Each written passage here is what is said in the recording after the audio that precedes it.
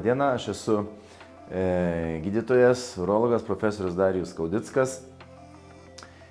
Man visada labai malonu perteikti žinias ne tik tai medicininė visuomeniai, medikams, bet taip pat ir pacientams, kurie pas mus labai dažnai lankosi dėl savo tam tikrų sveikatos sutrikimų, kalbant apie urologiją.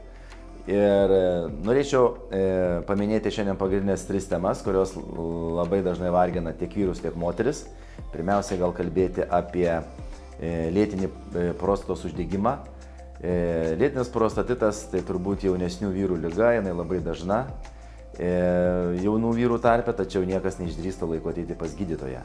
Ir mes, kai gydytojai, kai urologai, laukiam tokių pacientų, norim jiems padėti ir skirti atitinkamą gydymą, tačiau reikia tik tai drąsos laiku tai padaryti ir ateiti.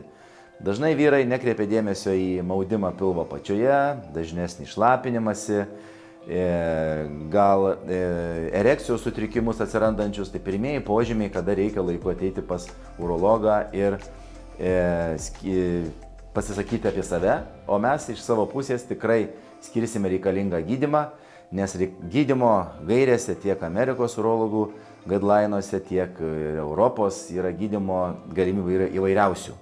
Todėl jeigu laiku rasite pas mus, kada atvykti, tikrai suteiksime pagalbą ir skirsime atitinkamą gydymą.